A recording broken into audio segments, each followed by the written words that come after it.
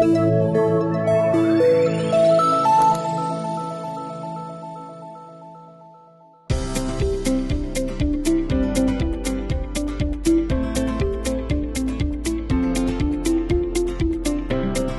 Taiwan, as we know, we have to take music courses in elementary, senior, or high school. But in America, they only have to take music courses in elementary school. And after that, it becomes one of the elective subjects.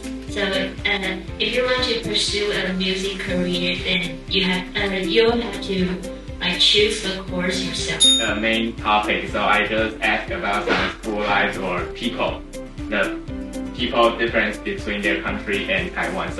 And this video is about the school life difference between Canada and Taiwan. And she mentioned that in Canada, they just need to have a good grade in a course and to graduate, and they don't need to have an exam to enter the college. But in Taiwan, we have many projects, and our education system, I think, is too stressful. Yeah, and we have a lot of stress to prepare the exams to enter the college, like about 20 days later. Among my questions I interviewed, I didn't choose a topic. I just asked some questions about culture and traditions. So I separated into three parts. One is culture shock, and second is drinks and food, and final one is Chinese New Year. The first part about drinks, I asked them about whether they tried Taiwanese drinks, and they both like bubble milk tea. And which made me surprised is Ina said she never drank milk tea before coming to Taiwan. Then I will play her some audio for us. The thing that surprised me is Wenfeng is really nice, because when I met him, he was rushing for his Chinese final. Yeah, and he got his Chinese final at about 1 p.m. But I met him at 12:50, like 10 minutes before his test. But he still stopped and changed his contact information with me. So this is really kind, and we make an appointment at 5 p.m. after his final. And by the way, I bring him to Dashin after the interview because he said he don't know we have a library here. The interviews I have some findings in the interviews because I prepared about 6 questions about the experience they have in Taiwan, and which is different from their hometown. And they both mention about food and living habits and society. And since I think not many people know what country is St. Vincent and the Grenadines, this here is St. Vincent and the Grenadines. It's located in the Caribbean Sea, and it's a very small island. The capital is Kingstown, and the population is just over 120,000. And since they are a small island, their economy rely on agriculture. And one special thing is that their international finance is really good. So compared to other small island countries, they are more rich. And they are one of the last diplomatic countries that have established diplomatic relations with Taiwan. Is that student cafeteria in Western countries are very different from the ones in our campus. They usually offer as many options as food to students, including dishes from different countries, such as Mexican food, Indian food, Chinese food, and so on. They might not be authentic, but they still provide students with broader choices than we do. After all, we only have bento and udon going. And basically, I asked her what was the inconvenience, and she said that we can't drink and eat on the bus. And the bus was the lines was very complicated. That at first time she can't understand, and she don't know how to use Google Maps. And some interesting thing about doing this project is that I found that both of them are so passionate, and friendly, so I won't be so nervous while chatting with them. And the most shocking one is that Zoe said she has been more history in Taiwan than me. For example, she said she has been to Tainan, Taoyuan, Jiayi, Kaohsiung, and also climbed some high mountains in Taiwan. And after the interviews, most of them will become friends and follow each other's Instagram. And the second question about the series question. Very interestingly, a video answered roll fat. I thought it would be English noun like braised pork rice. No, it is roll fat. And maybe we non-native speaker often call the culture on into another weird different English now, but they just call it roll fat. Number 2, so what are the foods that you find unacceptable in Taiwan? Maybe even like so they don't like it or some kinds of that. They both say that it's baby tofu because it's too smelly, it smells bad, they cannot accept it, they don't like it. Before doing this project, I asked my friend, and his name is Greg. Yeah, we drink wine together, and I told her, I asked him. I have a project, but I have to ask foreign students questions, and he said, okay, so let's do together, and we write down our questions and answer, and it's like when you're in the States, when you go into majority of the restaurants, there will be a waiter that will lead you to the seat. Like Taiwan, we just go find our seat by ourselves. And the tip culture is also different. In the States, you need to give the staff or waiter like 20% of the bill for the tips. So I think that's quite a big deal for me.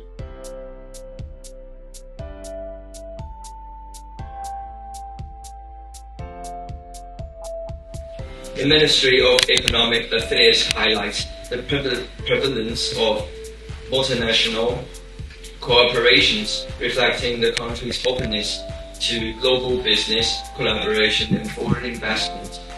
Furthermore, the wage of international companies is on average 30% higher than the local companies, due to the statistics of the Workers' Bank in 2022.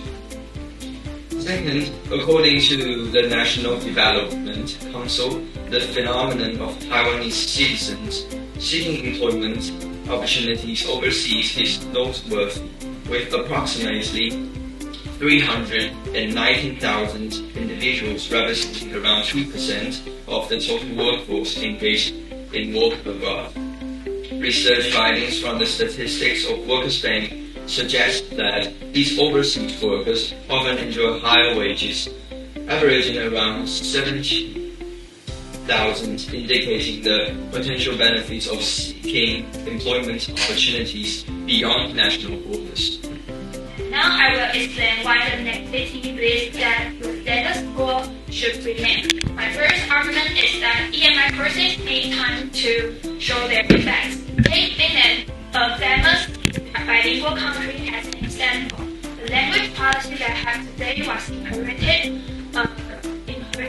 from the Language Act of 1863, the Constitution of 1919, and the Language Act of 1922.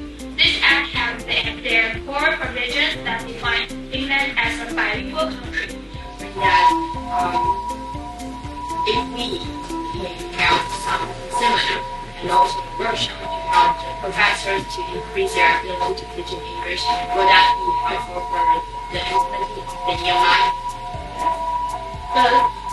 Now the practitioners they don't have an ability and can provide a process of EMI.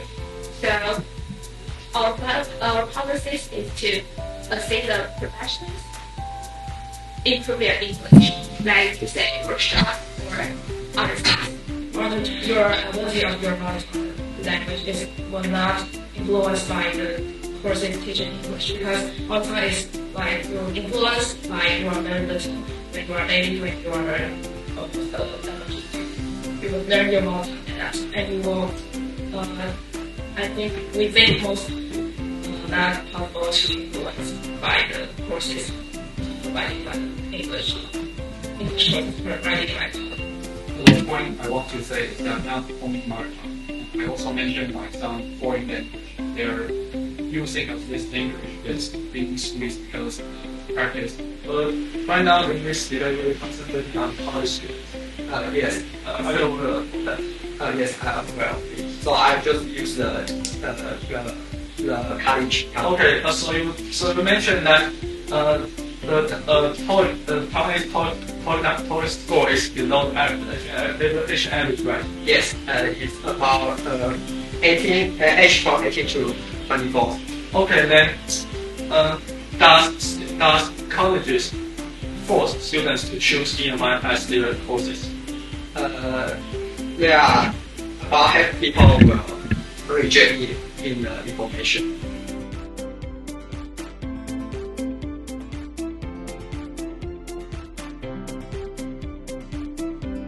Mr. Lee is a professor of the University of Tokyo. He wakes up at 5:30 every morning, and he feels refreshed and looking for a whole new day. He makes salads and eggs with breakfast for himself, which is a nutritious and time-saving choice for a BD professor.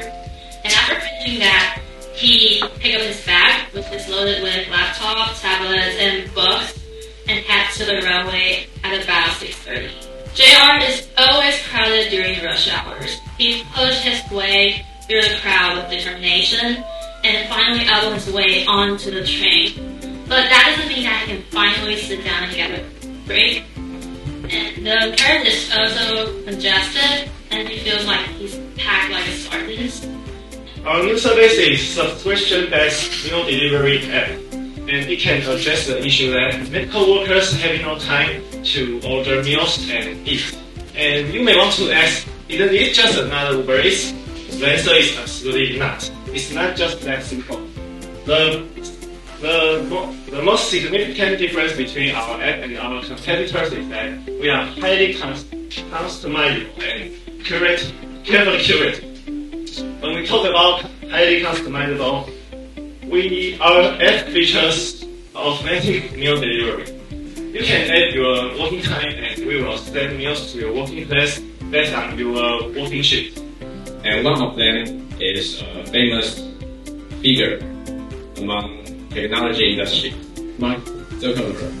He said that our delicious meals cater to his dietary needs and also a game changer for his busy schedule. So we are a powerful service. So we are customized for you. We provide the best to you. Also, we consider that some people may have the insomnia when you are sleeping. So we prepare the audios and the candlelight in each of the room. And also, if you have some preference, you can ask our counter safe. We have various options for you. You can choose one you like and spray in your room. And all we want to do is want your guys to enjoy our hotel. So back to you. Here, I list 3 benefits of massage that are related to you. Have you ever had an experience once you are working and you sit for a long time, and at the time you want to get up, and you find out that it's very hard to move your foot, or after a long time of sitting, your hands and your toes are very cold. That's because you have a poor blood circulation because of long time sitting. And massage can boost the blood circulation because massage can make your blood vessel more flexible, and it can increase the blood circulation and thus enhance the body's immunity, the mobility.